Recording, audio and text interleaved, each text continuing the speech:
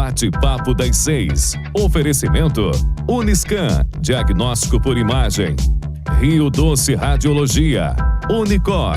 Conquiste e proteja seus bens com a Pagoto Corretora de Seguros e Consórcio. Seguro e consórcio de tudo para todos. Peça sua cotação. Sua vida é feita de momentos. Momentos em família, momentos de sonhos, momentos de conquistas, momentos de realizações. E para todos os momentos você pode contar com a Pagoto Corretora de Seguros e Consórcio. Há mais de 25 anos, parceira das melhores operadoras de seguro e consórcio do país. Pagoto Corretora de Seguros e Consórcio. Seguro e consórcio de tudo para todos. Centro Linhares. Ligue 3371-2000 e peça a sua cotação.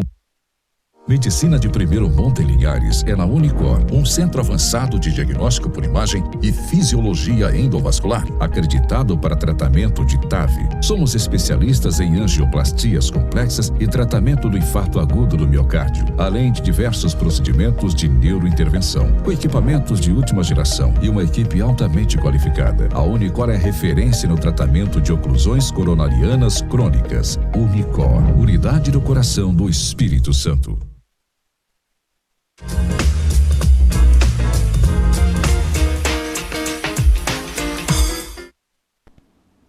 Olá, dia 23 de junho de 2021, está no ar mais um Bate-Papo das 6, o seu programa de atualização e informação em saúde e medicina. Meu nome é Dário Santucho, sou cardiologista, vou acompanhar vocês esta noite. Você pode nos assistir na TV aberta no canal 16.1 em todo o Espírito Santo, na Rádio Sim FM 106.1 e também nas redes sociais, no Facebook e no YouTube, Hoje o tema é bem bacana, nós vamos falar sobre doenças neurológicas de uma maneira bem ampla, E antes de abordar as nossas convidadas, são duas excelentíssimas profissionais, convidadas, eu queria dar algumas notícias, Atualizando as notícias do dia, vamos dizer assim, da quarta-feira. Bem, o Linhares Medical Center já foi anunciado na quarta-feira passada, abre dia 2 de julho, Agora nesse próximo mês, com capacidade total, abrirá pronto-socorro e etc., toda a sua tecnologia abarcada nesse projeto. E uma outra novidade é o retorno do atendimento ambulatorial no Unicor, que é o Centro de Tratamento Neurocardiovascular, ali que é anexo ao Hospital Rio Doce. A Unicor, que era do outro lado da rua, fechou, e agora reabre a questão dos atendimentos ambulatoriais. Uma novidade legal para Linhares é que vai ter cardiopediatra, Isso que era uma deficiência de Linhares, vai contar com André Loss, que é cardiopediatra, também atendendo ambulatorialmente ali na Unicor, anexo ao hospital. Bem, vamos falar sobre doenças doenças neurológicas, E nós estamos hoje aqui, lá do lado esquerdo, lá na ponta esquerda, com a doutora Amanda Canal Rigotti, que é neurologista. Seja muito bem-vinda. Obrigada, boa noite. Isso aí. E no meio aqui da bancada, a doutora Daniela Azari, que é a esposa do doutor Tarciso, nosso cardiologista aqui da bancada. Seja muito bem-vinda, doutora Daniela. Obrigada, boa noite. Isso aí. E aí nós abrimos a pergunta na internet para alguns telespectadores e surgiu algumas dúvidas, A primeira dúvida era sobre qual é o campo, o nicho de trabalho aí do neurologista e esse órgão tão complexo, ele concentra só na cabeça ou ele se distribui por todo o corpo? Eu queria direcionar essa pergunta inicialmente para a doutora Amanda. E aí, Amanda, o que é o sistema nervoso central e periférico, Essa é uma pergunta legal. O neurologista, ele é o médico que cuida das doenças do sistema nervoso, que vai compreender, então, o sistema nervoso central, que é composto pelo cérebro e pela medula espinhal. É a parte que fica dentro do esqueleto ósseo, ou seja, do nosso crânio e dentro da coluna vertebral. E trata também das doenças do sistema nervoso periférico, que é a parte do sistema nervoso que se encontra fora desse esqueleto, Então, compreende os músculos, compreende os nervos e compreende a junção do nervo com o músculo, que a gente chama de junção neuromuscular. Então, o neurologista trata das doenças desse sistema. Uma dormência na mão pode ser o neurologista que... Pode ser o neurologista que trata. Isso aí. E, doutora Daniela, uma outra pergunta, já engatando, também do telespectador, que surge uma dúvida na população sobre os profissionais, Ela já exemplificou para a gente sobre o neurologista, mas nós temos neurologista, neurocirurgião, psiquiatra, psicólogo. Qual que é a diferença desses profissionais e quando a população vai procurar um ou outro ou é referenciado? Como é que funciona? É uma boa pergunta também, né? Esses profissionais, eles costumam trabalhar juntos, né? Então, as doenças, né, que esses profissionais abordam, elas estão ligadas. Então, quando a gente quer mais o lado da terapia, né, não medicamentoso, um lado mais da terapia, por algum problema mental, algum distúrbio de ansiedade, depressão, o psicólogo vai fazer essa parte da terapia e vai nos auxiliar nesse processo. Junto dessas doenças mentais, junto do psicólogo, entra o psiquiatra, tratando transtornos mentais. Né, falando aí dos transtornos psiquiátricos mesmo, depressão, ansiedade, os transtornos psicóticos. A neurologia, a neurocirurgia já tratam mais doenças físicas. Orgânicas? Orgânicas. Não que as mentais não estejam envolvidas, né? Mas seriam as doenças orgânicas, físicas, né? Então, a neurologia sem a parte cirúrgica, né? A parte de dor de cabeça, que é a cefaleia, de crises convulsivas, de AVCs, as doenças neurodegenerativas como um todo, né? O Parkinson, o Alzheimer, as esclerose lateral, a esclerose múltipla. Então, essas doenças são do neurologista. Quando a gente fala de cirurgia, os tumores, as doenças de coluna, né, as hérnias de disco, entra o neurocirurgião. Mas esses profissionais se interligam, porque muitas vezes a pessoa tem uma hérnia de disco, muita dor, o neurocirurgião cuida, mas não precisa de operar. O neurologista auxilia no tratamento da dor crônica, o psicólogo auxilia no transtorno mental, que a pessoa que tem uma dor crônica vai desenvolver um quadro ansioso, um quadro depressivo. Então, tá interligada os profissionais. A multidisciplinaridade, né? É o que a gente fala sempre, né? Isso aí. É o melhor tratamento. Isso aí. Tá, por exemplo, um exemplo bem assim, eu tive um AVC, um derrame popularmente. Quem que eu devo procurar primeiro? Aí é um neurologista. Neurologista. Que é uma doença classicamente neurológica, onde inicialmente não tem necessidade cirúrgica, né? É uma doença física, orgânica, então o psiquiatra não vai tratar. Caso o neurologista veja, né, que há necessidade de algum processo cirúrgico dentro desse AVC, ele vai convocar o neurocirurgião.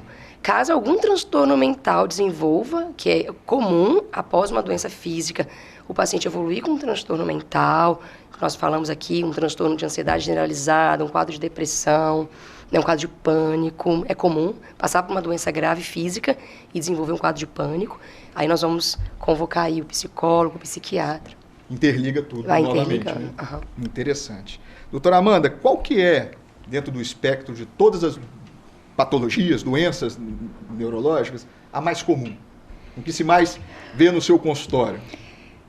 Eu acho que disparado é queixa de dor de cabeça, né, Daniela? As cefaleias aí são o carro-chefe do neurologista. Não que outras condições também não sejam tão comuns. Epilepsia é bastante comum, paciente com tremor, com Parkinson, queixas de esquecimento, Alzheimer também fazem parte do nosso dia a dia, mas disparado acho que é dor de cabeça. Dor de cabeça. Tá, um mito da minha profissão, por exemplo, da minha especialidade, cardiologia. Pressão alta dá dor de cabeça? Pode dar. Pode dar, né? Pode sim. Especialmente uma cefaleia, né? Uma dor de cabeça que seja mais na região da nuca, região posterior da cabeça, associada, né, com a medida de pressão que vai estar aumentada junto com a dor, concomitante com a dor. Mas possível pode isso. Sim, é possível. E quais... A cefaleia, ela tem tipos, causas? Explica um pouco mais pra gente aí do espectro da cefaleia. Ou é só enxaqueca, que é muito comum, né? Qual que é a cefaleia mais comum? Primeira grande diferenciação que a gente gosta de fazer é dividir as cefaleias em dois grupos, em primárias e secundárias. As cefaleias primárias são aquelas onde a dor de cabeça em si é a própria doença.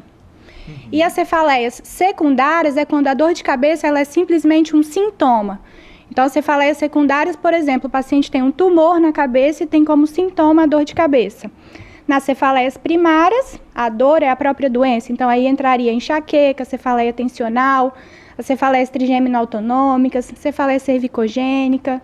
E aí o espectro é amplo, o diagnóstico dessas doenças ele depende muito da característica, do tipo de dor que o paciente sente, muito mais do que de um exame complementar, do que fazer uma ressonância, uma tomografia da cabeça. É muito mais ali na conversa. Conversa com o médico. Na amnese, na história detalhada. Pode ficar à vontade. É muito comum, né, os pacientes com dor de cabeça, a gente precisa muitas vezes fazer um exame, né, para afastar uma causa secundária de dor, né?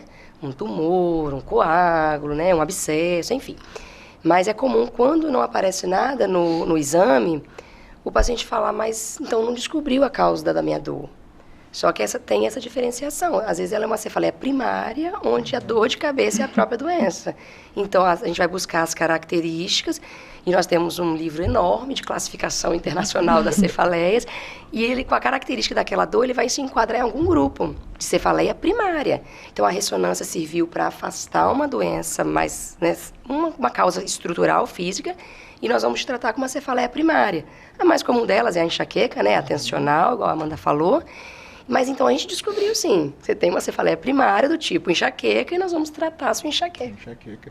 Não é o exame que vai te dar o diagnóstico de enxaqueca, né? Isso, não é o exame. Conversa com o médico. Tá, e a enxaqueca, o que ela é? Eu acho que ela é bem prevalente na população, né? Sim. Ela tem um fundo genético, né? Uhum. Então é muito comum também famílias, né, chegar, minha mãe, meu tio tem, minha tia, mais comum nas mulheres, mas homem também pode ter, mas ela é uma doença genética. E ela tem os critérios, então, que são bem características. Aquela cefaleia pulsátil, ela pode ser na região temporal, mais frequente, mas ela pode ser holocraniana.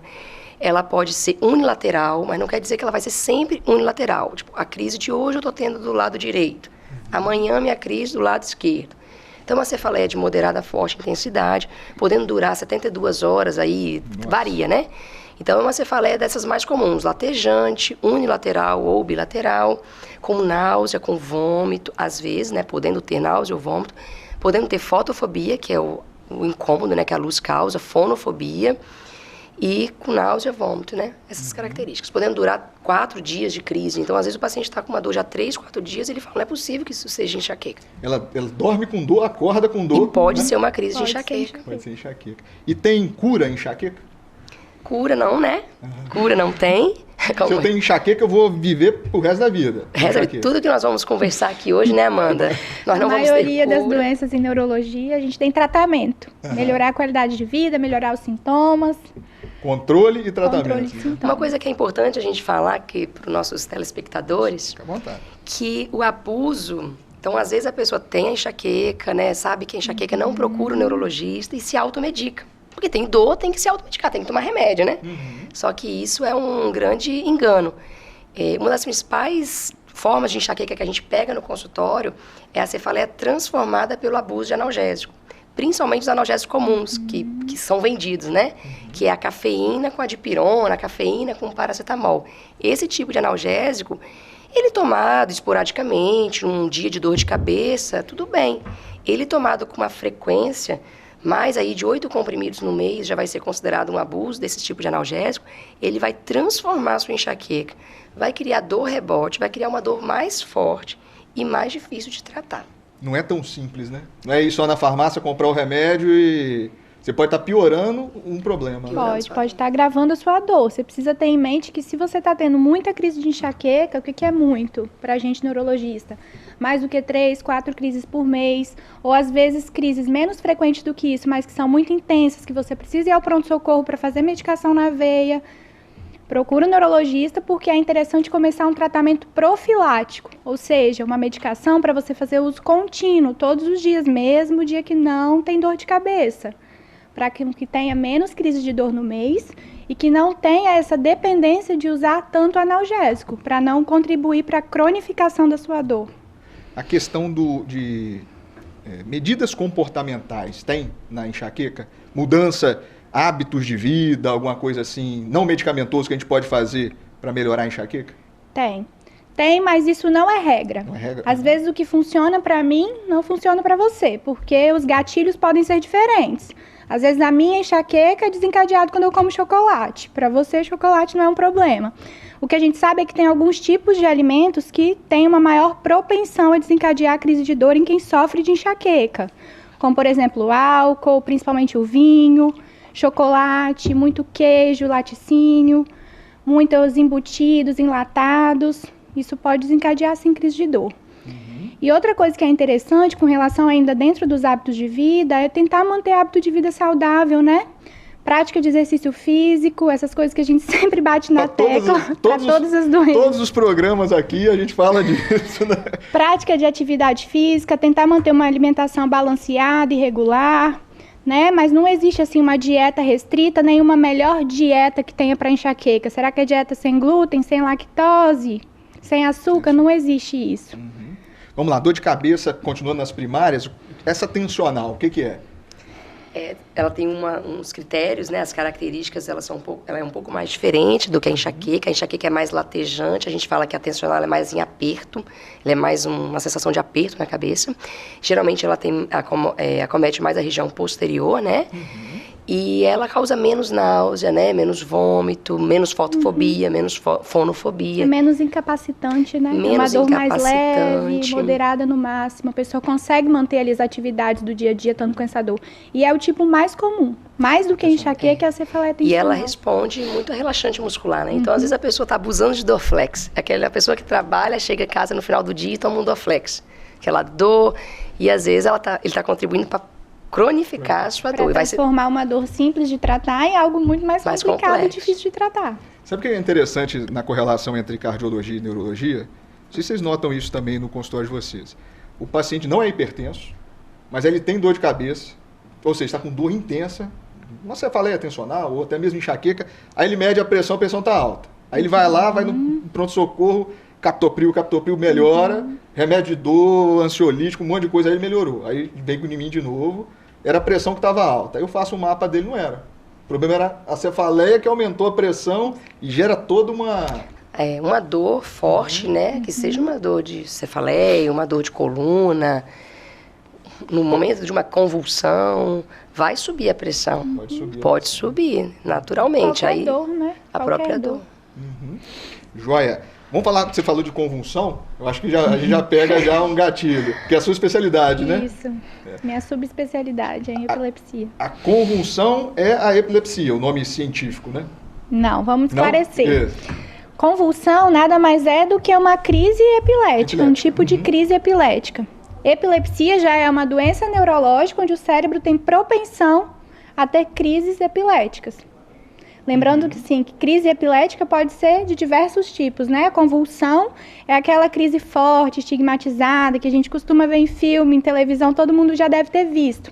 Que é aquela crise que o paciente cai no chão, se debate, pode babar durante a crise. Mas a gente sabe que não existe só esse tipo de crise. Existem crises também que são mais leves, que são crises focais, crises onde o paciente só sai do ar, perde a percepção. Crise de ausência. Tem várias modalidades. Tem várias modalidades de crise. A criança, vou te perguntar sobre a causa, né? Mas essa questão da ausência é interessante, né? Principalmente nas crianças, né? Isso. Existe um tipo de epilepsia, que é a epilepsia de ausência infantil, que é uma das mais comuns da infância, onde acontece justamente isso. Um tipo de crise onde a criança, às vezes, não faz manifestação motora nenhuma, de ter abalo de membro, ou de cair no chão, é simplesmente uma perda súbita da consciência. Então, é um desligar, rapidinho e volta. Às vezes pode ter junto com esse desligar algum movimento palpebral, de piscar os olhos, mas é muito sutil e rápida, dura segundos. E às vezes, se você não está atento a perceber que aquilo é crise, é difícil de identificar. Então, às vezes a criança só começa com uma queixa, por exemplo, de dificuldade escolar, e pode ser porque ela está tendo crises de ausência na sala de aula. E se torna diferente, a criança, né? E aí cria toda essa questão. Sim. E doutora Daniela, desculpa. Tem causa específica ou são várias causas a questão da convulsão, né? Da crise epilética? As epilepsias, né? Então a gente vai dividir aí em causas genéticas, né? Então, causas estruturais. Então, a epilepsia ela pode ser também decorrente de causas estruturais, como nós falamos das cefaleias. Por exemplo, pessoas que tiveram AVC, essa cicatriz do AVC vai permanecer no cérebro. Essa cicatriz pode ser causadora de uma convulsão. A pessoa tem um tumor cerebral, às vezes nem sabe que está com um tumor, e a manifestação que inicia toda a pesquisa do tumor é uma convulsão. Então, os abscessos, os tumores são causas estruturais. E também tem a questão da causa genética, né? Tem as causas também, que a gente fala, que alguns fatores que aumentam o risco de crise, né? Não é nem causa, né? São os estimulantes, que é importante falar aqui, né? Esses excessos de cafeína, bebida alcoólica, drogas, energéticos. Até esses chás estimulantes, se a pessoa tiver uma propensão a ter crise, então o excesso desses chás aí de chamate, chá de hibisco, em excesso pode ser causador de convulsão, né? A cafeína. Outras causas aí, privação de sono, né? Perder noite de sono. São causas que podem desencadear uma crise, né? A pessoa tem uma propensão já, às vezes, genética, né? Uma facilidade de ter um limiar baixo de proteção de crise e vai desencadear. Eu tenho duas pessoas muito próximas minhas, né? Vocês já ouviram falar sobre crise com maca peruana? É comum, ou já viu ou não? Eu nunca vi. Nunca viu? Nunca vi. Eu tenho uma pessoa muito próxima a mim, não tomava remédio nenhum, descobriu essa tal da maca peruana, que eu não sei nem se faz bem, pra que é de direito. Começou a tomar, fez uma crise convulsiva. A única coisa que nós achamos foi isso. E suspendeu até hoje e não teve. Será que pode ser? Ou pode ser... Fica aquela dúvida, várias... né? Fica aquela dúvida que talvez a gente não vai conseguir responder. Porque eu já tive a paciente que teve crise também usando pré-treino de academia. E aí, será que foi do pré-treino? Só, puramente? Nós vamos pesquisar, né, no caso, as causas estruturais aí com ressonância, com eletroencefalograma, com exames de sangue, sempre pesquisar se não tem um quadro infeccioso por trás disso. Pesquisar aí, tá sofrendo uma privação de sono, às vezes a pessoa começou um trabalho noturno que não era acostumada e não está dormindo, né? Ou às vezes a pessoa está com algum outro quadro infeccioso. Não tendo nada disso, a gente vai para o lado dos remédios, dos hábitos de vida. Quais são os seus hábitos? Né? Passou a consumir uma quantidade excessiva de algum remédio que não era habituado a tomar? Lembrando aí, remédios que fazem a gente dormir, alguns são antipsicóticos. São bons para dormir? São. Risperidona, quetiapina, olanzapina. A gente precisa usar? Precisa. Mas eles diminuem o nosso limiar, diminuem a nossa proteção de crise. Então, a gente pode começar a usar uma medicação dessa e ter convulsão. Não quer dizer que nós vamos ser epilépticos, nós vamos ficar tendo crise. Nós vamos tirar essa medicação. Crise eu já peguei com pré-treinos, que é a única causa. Então, a gente bupropiona também, né? Que é bem típico. Bupropiona. Esses chás, eu tenho uma certa dificuldade também, porque eu não entendo qual a quantidade que pode ser tomada, né? Nós precisaríamos até do auxílio aqui de uma nutricionista. E nosso tratamento multidisciplinar, né? Mas então, às vezes é passado para tomar um chá de manhã atrás, a pessoa toma 2 litros por dia desses chás estimulantes, que é energético. Então, isso é perigoso, tem que ter cuidado. Às vezes é o potássio, o sódio que perde, que causa convulsão. Aí vai lá e causa convulsão. O eletrólito, né? O eletrólito. Legal. Bem, olha só, mais uma pergunta que também veio dos telespectadores na internet. E aí, o que quem assiste uma crise epiléptica faz? Eu tô no ambiente, teve uma crise epiléptica, o que eu devo fazer? Essa pergunta também é boa, vamos lá. Primeiro vou falar o que você não deve fazer. Não deve fazer, ótimo. Não deve colocar a mão na boca do paciente, não deve tentar puxar a língua. Colher. Não deve enfiar a colher, não deve tentar jogar água na cabeça dele para ver se passa, não deve chacoalhar. O que você vai fazer? Você tem que tentar manter a segurança da pessoa que está tendo uma crise. Tirar de perto algum objeto que ela possa vir se machucar. Se ela estiver, por exemplo, usando óculos, você pode tentar tirar para evitar que ela se machuque. Tentar, talvez, ao máximo, segurar a cabeça para evitar que bata muito durante a crise e esperar passar. Basicamente é isso que você tem que fazer. Então é tomar cuidado com o que você não deve fazer. Quanto menos intervir, melhor. As pessoas se preocupam muito com a salivação, né? E com a questão da pele, né? Então, numa situação de crise convulsiva, a gente vai priorizar que o fluxo sanguíneo vá para órgãos nobres. Então, esse fluxo sanguíneo vai sair da pele, vai para órgãos nobres, né? Vai para o coração, vai para o cérebro, vai para os rins. Então, a pele vai ficar pálida na hora. Outra coisa, a salivação vai acontecer porque durante a crise a pessoa para de engolir. Então, essa salivação ela vai tender a ficar na boca e ela vai cair. A pessoa, no máximo, virar a cabeça também para essa salivação cair. Né? Só isso, mas não precisa enfiar nada na boca. E ela é autolimitada, essa crise vai acabar, né? Só tem que acompanhar, mas vai acabar. Cuidado para não perder o dedo, hein? Eu já escutei história assim, botou a mão e pum. Uma última pergunta antes da gente ir pro final do bloco. Assistir televisão e videogame pode dar, e jogar videogame pode dar epilepsia? Tem que ver a quantidade, né? Então, tem alguns tipos de epilepsia que são ditas fotossensíveis. que têm crises desencadeadas por fotoestímulo, por luz. Mas não são todos os tipos de epilepsia, nem são todos os tipos de crise, e nem é qualquer luz. Não é porque você está vendo um desenho na televisão. O que já aconteceu, que talvez é por isso que estão perguntando, é que tem aquele desenho do Pokémon, e o Pikachu, que é do Pokémon, o raio que ele emitia durante o desenho, já teve relato de que desencadeou crise em algumas crianças. Mas são crianças que com certeza têm epilepsias do tipo fotossensível. Mas isso não vai desencadear a crise em uma pessoa que não tem epilepsia. Fica tranquilo. Predisposição, né? Isso. Ótimo. Ótimo. Ó, tô aprendendo muito, adorando aqui sobre doenças, né, neurológicas. Estamos aqui hoje com a doutora Amanda Canal Rigotti, que é neurologista e com subespecialidade em epilepsia, e doutora Daniela Azari, que também é neurologista, faz eletroneuromiografia, várias coisas, né, doutora? Ajuda muita gente lá no Hospital Rio Doce. Isso aí, aguardamos você no próximo bloco.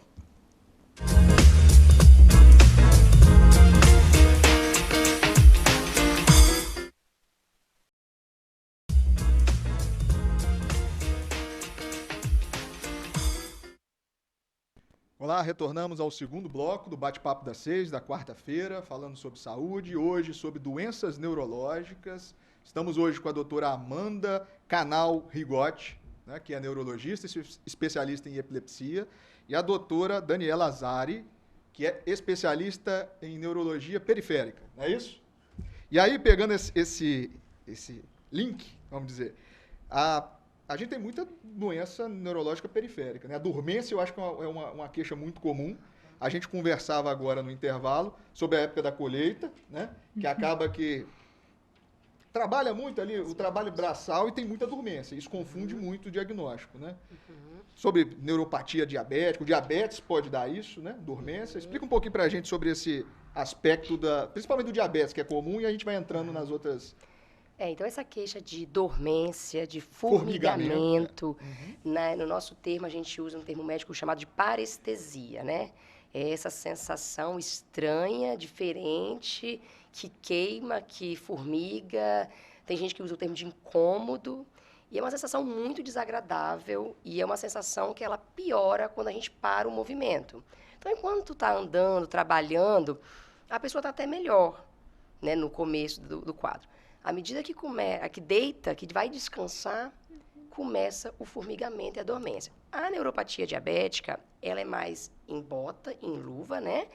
Ela começa geralmente pelos pés. Então, ela é mais aquela dormência, aquele formigamento em bota, e vai até o meio ali da perna, e depois vai para as mãos. E aí adormece as mãos, queima. Tem que fazer o diagnóstico, procurar um neurologista, fazer o diagnóstico, por quê? Da dormência, da queimação, da pinicação, vai evoluir para perda de força. E aí começa a dificuldade de andar, perda da marcha. Então, precisa procurar um neurologista para fazer diagnóstico e começar o tratamento, né? Às vezes perdeu a sensibilidade, bate e começa aqui todo o processo do diabetes. É muito comum isso também. A pessoa ter lesões na pele, nos dedos do pé, porque não está sentindo. Então, anda com sandálias abertas, fere, queima, vai fazendo úlcera. Então, a situação vai se agravando. Então, eu falo assim, o diabético ele tem que ter muito cuidado com os seus nervos. Sempre, primeiramente, controlando o diabetes. Tendo um diabetes com controle adequado, os nervos também vão estar melhor. Começou a ter dormência, formigamento, e essa dormência está se estendendo, está dando perda de força, chegando a fazer úlcera no pé, aí tem que tratar. Outra coisa também que eu acho interessante é a questão do olhar, né? Pode cair a pálpebra e o olho também, né? Existe uma... Sim, dependendo, por exemplo, algumas doenças periféricas, você vai ter também, além da fraqueza muscular, da perda de força, você também vai ter fraqueza na musculatura ocular. Por exemplo, se a gente for pensar aí umas variantes de Guillain-Barré. Guillain-Barré é uma doença periférica que está muito em alta aí por causa do Covid, né? De algumas reações vacinais, que a gente vai falar mais para frente aí. Ele pode acometer de dar fraqueza nos braços, fraqueza nas pernas e ainda evoluir para fraqueza respiratória e fraqueza também da motricidade do olhar, né? Da queda de pálpebra. O sistema nervoso ele está presente em tudo, né? Sim. Interessante isso. Tá, outra questão, síndrome do túnel do carpo, é muito comum também, né? Muito comum. A Amanda estava falando no intervalo sobre a questão da colheita, né? Essa época os pacientes usam muito, as pessoas que fazem colheita de café usam muito as mãos, mas não só na colheita, né? Nossa cidade é uma cidade de indústrias, de fábricas, de um trabalho repetitivo, né? E isso pode favorecer, a gente fala que é como se o nervo da mão, chamado nervo mediano, ele ficasse preso num túnel que nós temos na mão. E aí a informação não chega direito, principalmente nos 3 primeiros dedos. Então a pessoa fica com essa pega dolorida, sensível, sem sensibilidade. Então para fazer uma coisa fina, por exemplo, abotoar uma camisa, não tem sensibilidade. E geralmente à noite piora. E tem então às dor vezes também, a pessoa né? está à noite com dor, com dormência, com incômodo nas mãos, dorme com a mão pendurada, dorme chacoalhando a mão. Tem tratamento. Sofre, acha que é porque eu trabalhei demais, mas não, né? Tem tratamento. Tem tratamento. E é medicamento? Como é que é? Então, inicialmente a gente tem que fazer um exame chamado eletroneuromiografia para diagnosticar qual é o nervo que está com problema, que nós temos vários nervos na mão, qual o grau desse problema. Dependendo do grau, há necessidade de descompressão do nervo, que são cirurgias simples, que você libera esse nervo e a pessoa tem uma qualidade de vida excelente. Ela vai voltar a trabalhar na colheita, trabalhar na indústria. Então, você tira uma pessoa que está se tornando incapacitante, de tanta dor, de tanto incômodo, perdendo noites de sono, para voltar essa pessoa para o mercado de trabalho. Esse exame, eletroneuromiografia, é um nome bem... Explica pra gente um pouquinho desse exame. Eu acho que assusta muito paciente meu. Fala assim, eu acho que você precisa... Na hora que ele vê o nome, ele falou, Duas coisas assustam. Se ele vê o nome e quando ele olha no Google, né? Como é que é feito. Porque é um exame que, para testar o nervo, a gente precisa estimular esse nervo. Então, a gente vai usar choques, né? Uma espécie de choques, né? Nas mãos ou nas pernas. E depois um eletrodo de agulha, que vai ver a parte muscular. É igual a acupuntura? Lembra uma agulhinha de acupuntura, lembra uma agulha de insulina, mas que não injeta nada, né? E a agulha não dá choque. Tem a fase do choque. Com isso, a gente testa nervo e testa músculo. Porque também temos doença de músculo, que dá fraqueza, né? Então, a parte periférica da neurologia também envolve músculo. Aquela pessoa que está com muita dor muscular, uma dor incapacitante, não está conseguindo se exercitar, fazer seus trabalhos diários, essa dor muscular pode ser uma doença do músculo. Entendi. Outra coisa que eu recebo muito no meu consultório, Amanda, não sei se é comum em vocês, eu dormi em cima do meu braço e ele parou de funcionar. Eu acordei, ele está formigando. Ele voltou. Isso é perigoso? Na maioria das vezes isso não é perigoso. Isso é mesmo posicional, por ter ficado na posição ali em cima do músculo, do nervo, acaba comprimindo e aí o paciente pode ter a paralisia ou às vezes só a dormência, né? Só o adormecimento da região. Aí, o relato que eu tenho sempre é assim, aí eu boto o braço para baixo e ele vai voltando naturalmente. É porque vai melhorando, né, a circulação ali, porque pela compressão, às vezes, da posição que ficou, interrompeu um pouquinho a parte do fluxo e aí causou sintomas. Na medida que você volta a mexer, abaixa o braço, a circulação vai retomando e os sintomas vão aliviando. Essa pergunta de dormência também é interessante, assim, algumas características aqui para ajudar o pessoal de casa. Então, é muito comum também a gente bater o cotovelo e dar aquele choque. Deu aquele choque, corre para esses dedinhos, né? Os quarto e o quinto dedo, e eles ficam, às vezes, meio estranhos naquele momento. Qual é o segredo? Bateu, deu choque, esses dedos estão dormentes. Mas com questões de minutos, menos de 1 hora, já voltou tudo ao normal. Então, não precisa se preocupar. O nervo, ele tem uma bainha, né? Ele tem uma camada que envolve ele. Quando você bate, essa camada vai sofrer um pouquinho. Se for algo muito leve, essa camada já se recompõe em coisa de minutos, já volta ao normal. Diferente, por exemplo, pessoas que ficam sofrendo compressões mantidas. A pessoa trabalha com o cotovelo apoiado, trabalha com a perna dobrada 24 horas por dia. E aí, essa dormência, ela não está passando, ela já está ficando, não só na hora que eu apoio o braço, fora de apoiar, meus dedinhos estão ficando dormentes. É uma dormência já mantida, persistente. Aí tem que ir atrás. E, às vezes, eles ficam na dúvida se não estão tendo um AVC, que aí é diferente. Porque o AVC, ele não vai ficar só nesses dedinhos. Ele vai pegar o membro, geralmente um lado do corpo. Metade do corpo. A metade do corpo. Então, essas dormências em luva, em bota, elas são periféricas, geralmente, né? Então, a gente vai fazer eletroneuromiografia, é uma situação que não é tanto de urgência. Essa dormência, que ela é súbita, unilateral, e que você não está voltando a funcionar, e ela é de um lado só e pega toda uma metade de um corpo, aí tem que se preocupar, não é nervo, já é cérebro. Isso aqui, doutora Daniela, celular, tá te dando muito trabalho ou não? Tá, então, todo movimento repetitivo, o celular é um. Tem gente que fala, quando eu começo a mexer no celular, minha mão fica... As duas ficam dormentes, né? Porque lembrar que a pessoa não faz só isso. A pessoa, por exemplo, tem gente também, alguns hobbies, aí, alguns hábitos, né? Eu ando de bicicleta 60 quilômetros, eu tô gastando meus nervos ali, segurando aquela bike, né? Eu ando de moto, eu fico o dia todo lá na moto. Eu sou cabeleireiro, tô usando minha mão. E ainda eu fico o dia todo no celular. Aí o nervo não aguenta, não. É um trabalho repetitivo intenso. Isso aí. Tênis também, tem gente que reclama muito, né? Tá.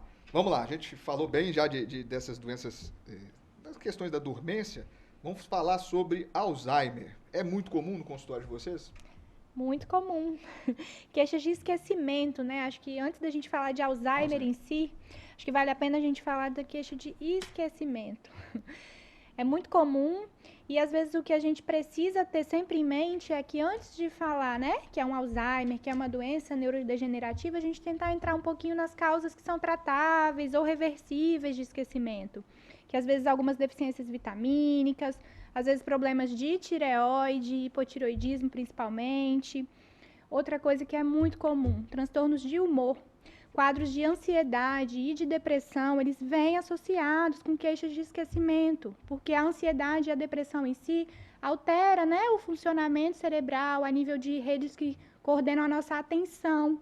Então, acaba prejudicando na memória. Então, são sempre diagnósticos diferenciais que às vezes são até mais prevalentes, né, Daniela, do que o Alzheimer em si. Sim. Principalmente em pacientes, às vezes, mais jovens, da casa aí dos 40, 50 anos, que chegam pra gente já queixando de esquecimento. Quando você vai investigar a fundo, tem um quadro aí por trás de humor. A categoria é demência, né? E esse nome ficou muito estigmatizado, né? Eu acho que as pessoas não gostam desse nome, né? Acho que por vários motivos, né? Mas quando você fala assim, você tem um tipo de demência, parece até que você está ofendendo o paciente, né? Tem outros tipos de demência ou só o Alzheimer? Tem vários, né?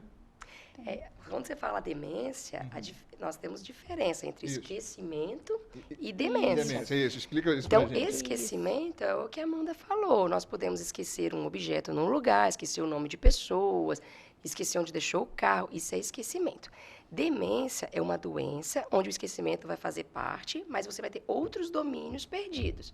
Então, a sua funcionalidade vai começar a ficar prejudicada, né? As suas habilidades vão ficar prejudicadas. Então, habilidades financeiras, habilidades, né, de fazer compras, ou né, mexer com a economia, até habilidades de cuidar do seu próprio medicamento, de cuidar da cozinha, de cuidar da sua casa.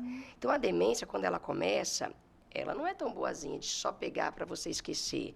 Você vai esquecer, mas vai começar a perder todas as suas funções, mesmo num grau leve. A sua agilidade, capacidade de gerenciar o que você gerenciava antes. Então, isso é demência. A autonomia da vida Exatamente. altera, né? A demência tem o comprometimento funcional, da funcionalidade, da sua autonomia para dia a dia. Isso é um quesito necessário para a gente falar em diagnóstico de demência.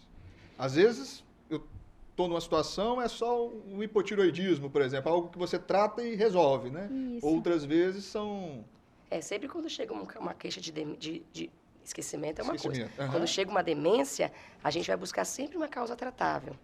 Porque quando a gente fechar um diagnóstico de uma doença neurodegenerativa, né, tem várias causas de demência. Neurodegenerativa, a gente já não tem a questão da cura. Então, se a gente tiver uma causa tratável, então, por exemplo, no alcoolismo, é comum a deficiência de tiamina. Então, às vezes, o paciente está com alcoólatra, uma tiamina zerada, está com um quadro demencial, que poderia ser uma demência irreversível, e a reposição dessa vitamina vai resolver, vai, pelo menos, parar a evolução do processo. E aí nós temos causas tratáveis. Deficiência de vitamina B12, né? Tireoide, como a gente falou. Quando a gente detecta que não tem causa tratável mais, a gente vai para as doenças degenerativas. E aí que tem características. Demências por corpos de Levy, demência frontotemporal, demência do tipo Alzheimer, que aí nós vamos entrar nessas doenças que não temos cura. Mas temos como melhorar a qualidade de vida. Qualidade de vida, né? E qual que é o aspecto... Eu acho que o Alzheimer é o mais famoso, né? Eu acho que é o que mais... É o mais prevalente, né? Interessa, o mais comum. Interessa a população e parece que está aumentando os casos. Vocês acham que o número, a prevalência de Alzheimer vem aumentando ou a gente está fazendo mais diagnóstico que não fazia antes? Eu acho que a população está vivendo mais, né? Uhum. Começa por aí, uma população que está envelhecendo mais e ela está envelhecendo com acesso à saúde. Então, nós estamos numa época que, antigamente, você tinha idosos que a expectativa de vida era menor e não tinha tanto acesso à saúde quanto nossos idosos de hoje. Então, o diagnóstico está sendo mais feito mesmo. Mais feito, né? Vamos falar, então, sobre uma polêmica que vocês me reportaram, né? Sobre a nova medicação do Alzheimer. O que a gente tem de novidade, doutora Amanda? Então, a gente tem de novidade, na verdade, um medicamento que foi aprovado esse mês, agora de junho, pelo FDA, né? Que é como se fosse a Anvisa dos Estados Unidos. Então, o medicamento foi aprovado nos Estados Unidos, não é aqui no Brasil, isso queria deixar um pouquinho claro. Mas é uma medicação que chama aducanumab, que é um anticorpo monoclonal. É um remédio que vai limpar o cérebro de uma proteína que se acumula na doença de Alzheimer, que é a proteína chamada beta-amiloide. Então, o que se viu é que esse medicamento, através dos exames que foram feitos nesse estudo, conseguiu limpar o cérebro desses pacientes e tirar a proteína beta-amiloide. Lembrando que o estudo aprovou a droga nos Estados Unidos, mas para uso em demência de Alzheimer de leve, ou seja, quando tem um prejuízo da funcionalidade muito precoce, ou seja, para casos bem iniciais de doença, ou para casos de CCL, que é o comprometimento cognitivo leve. O que é isso? Onde o paciente ele já tem um quadro de esquecimento que vai além do usual para a idade, ou seja, chegar a alterar os testes de rastreio cognitivo que a gente aplica, mas ainda tem funcionalidade preservada. Não atrapalha ele no dia a dia, mas ele já tem um sintoma que está ali além do esperado para a idade dele. Então, a medicação foi testada nesses pacientes, não é para casos de Alzheimer moderados a avançados. Até teve uma polêmica importante ao redor, né, da aprovação dessa medicação pelo FDA, porque a melhora ela foi discreta, foi muito sutil. Melhorou muito mais no exame que foi feito de PET, da cabeça desses pacientes, o exame melhorou muito, mas clinicamente a melhora foi frustra, foi pequena, o tamanho de efeito foi pequeno. Tanto que a medicação foi aprovada, mas num nível até excepcional, o estudo tem que continuar, eles têm até 2029 para aumentar o número de pacientes, para aí em 2029 o FDA dar uma nova perspectiva, se vai continuar a aprovação da medicação ou não. Entendi. Quer fazer algum comentário? Não? Depois a gente... quer dizer, é uma esperança, né? O que a gente comentou, há muitos anos, o tratamento de Alzheimer, ele vinha parado, estagnado. São 3 drogas que a gente usa há muitos anos, com poucos resultados. Então, agora abre uma esperança. Ótimo. Bom, chegamos ao final do segundo bloco, falando sobre doenças neurológicas. Estamos aqui com a doutora Amanda Canal Rigotti, né, que é especialista em epilepsia, neurologista, e a doutora Daniela Azari, que é neurologista especialista em doenças do sistema nervoso periférico.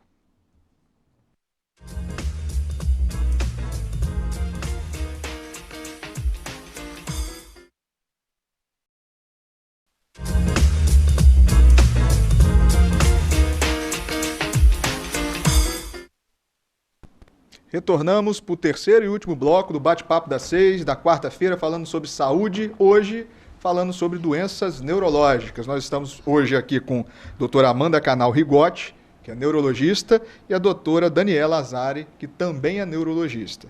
A gente falava sobre a novidade e a esperança da questão do remédio do Alzheimer, né, que já foi esclarecido, e eu queria abordar um pouco nesse curto bloco, né, que é o último, sobre Parkinson, que eu acho também que é uma patologia comum, né? Sim. O que é o Parkinson? O Parkinson também é uma doença neurodegenerativa, né, como o Alzheimer. Como o Alzheimer. Uhum. Mas acomete uma área diferente do cérebro. E é uma doença que vai ser caracterizada por alterações motoras e não motoras. As motoras são as que a gente mais tem costume de ver, que é o tremor, né, um tremor de repouso, um tremor que não é aquele que a pessoa é trêmula, que as mãos ficam assim tremendo. É um tremor de repouso, geralmente unilateral, com rigidez, aquele membro que treme, ele é mais rígido, pode passar para o outro membro também, mas geralmente é assimétrico.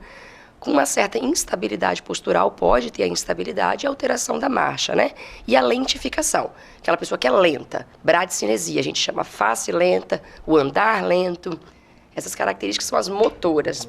E tem as não motoras, que às vezes a gente não percebe muito, mas depois vai conversando, a pessoa tem constipação, tem depressão, insônia, transtorno do sono. O Parkinson tem a ver com demência também ou não? Pode ter, mas a demência na doença de Parkinson, ela é algo que vai se instalar com a evolução da doença. Não vai vir no começo, junto com o tremor, um quadro de esquecimento de demência, não. Geralmente começam os sintomas motores e depois de 5, 10 anos de doença, pode sim aparecer o comprometimento da cognição, que a gente fala em um quadro demencial, mas é um estágio mais avançado de doença. E todo tremor é Parkinson? Essa pergunta também é tudo muito boa, não. Sempre... Nem todo tremor é Parkinson. E como que a gente vai fazer essa diferença? Examinando o tremor do paciente. Pela característica do tremor, como a Daniela já falou, o tremor da doença de Parkinson, ele é um tremor de repouso, que aparece quando o paciente está parado. É um tremor, geralmente, que a gente fala de contar moedas, unilateral, restrito a uma mão. Certo? Já o outro tipo de tremor, que também é comum, que é até o tremor mais comum que existe, que é o tremor essencial, que também tem um pico bimodal, pode começar em pacientes da mesma idade do Parkinson, por volta dos 60, 65 anos, ele vai ser um tremor muito mais de ação, quando o paciente vai fazer algum movimento, ao segurar uma xícara, ao pegar um copo, e ele é uma frequência um pouquinho mais rápida, então a gente tem que examinar. Além disso, na doença de Parkinson, não basta ter só o tremor isoladamente, ele tem que ter pelo menos algum outro sintoma. A gente fala que ele, para ter uma síndrome parkinsoniana, ele tem que ter bradicinesia, que é a lentificação de movimentos, junto com pelo menos um dos outros sintomas, que aí pode ser tremor, instabilidade postural, alteração da marcha. E mais uma pergunta, sempre eles perguntam sobre cura, né? O diagnóstico é clínico, né? Clínico. Tratamento, tem cura? Não tem cura, mas a gente fala assim que o tratamento do Parkinson melhora muito a qualidade de vida. Então, às vezes a pessoa está com sintomas de Parkinson, não vou procurar o médico, vou chegar lá, não vai resolver. Mas o tratamento hoje tem muitas medicações e a qualidade de vida melhora muito. Consegue controlar o tremor, melhorar a marcha, melhorar a rigidez. É uma qualidade de vida excelente. Só para fechar, que a gente já está quase estourando aqui, vamos falar um pouco de Covid? Vocês têm alguma novidade relacionada à doença, à neurologia e Covid? O que vocês veem mais no seu consultório? Algo para confortar a população ou alertar? Ou a gente não tem muita coisa... Novidade, eu diria que não. O que a gente sabe é que os pacientes que tiveram Covid, eles têm a chamada síndrome pós-Covid, que inclui sintomas neurológicos muito comuns. Então, muitos pacientes queixando de cefaleia, de dor de cabeça pós-Covid, tanto pacientes que não tinham dor de cabeça antes e começaram o quadro de dor depois do Covid, ou às vezes o Covid exacerba, piora uma enxaqueca prévia, queixas de esquecimento, lentificação, é como se tivesse uma névoa de pensamento, desatentos pós-Covid, isso também tem acontecido. Pacientes também com queixa de fadiga, como se acabasse a energia, sabe? Essas são as queixas mais comuns que a gente tem visto. As neuropatias, né? As dormências. Dormências também entraram? Dormências, polineuro pós-Covid, né? E as queixas de esquecimento, eu acho que são as que mais estão frequentes, aí eu acho que o esquecimento. E o problema é que a gente fica confuso, porque a gente não sabe, né? Se é ansiedade, que o paciente tá com trauma, né? Muitos pacientes ficam traumatizados, porque fica em UTI, e às vezes consome a musculatura na UTI, depois também, eu acho que... Os últimos estudos aí estão mostrando, né, que o Covid, o vírus, ele gosta de passear no cérebro, né, na região olfatória, da região olfatória para a região temporal, que é a nossa região da memória. Mas o que é animador é que ele não está deixando uma sequela estrutural ali, física, naquele cérebro. Ele passeia, ele caminha, ele lesa um pouco, mas não está ficando uma lesão física, vista, né? Mais funcional, né? Parece algo mais funcionamento das redes neuronais e não algo estrutural. Então, que isso aí, com o tempo, né, o paciente vai conseguir recuperar, é o que a gente espera. Não é, por exemplo, eu tive Covid e quero uma ressonância. Não tem necessidade disso, né? Geralmente não.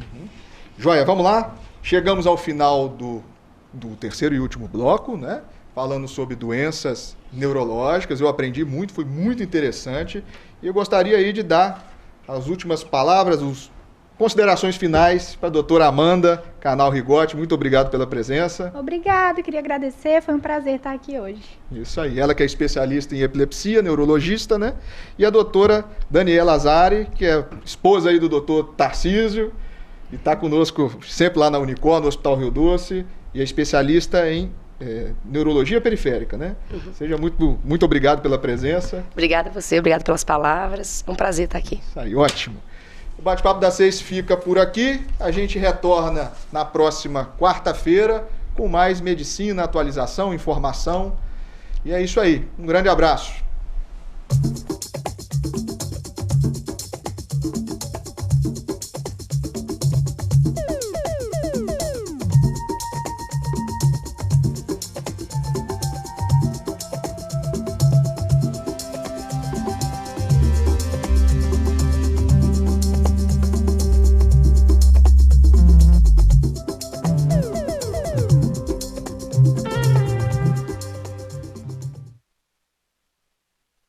Bate-Papo das 6. Oferecimento Uniscan, diagnóstico por imagem. Rio Doce Radiologia. Unicor. Conquiste e proteja seus bens com a Pagoto Corretora de Seguros e Consórcio. Seguro e consórcio de tudo para todos. Peça sua cotação.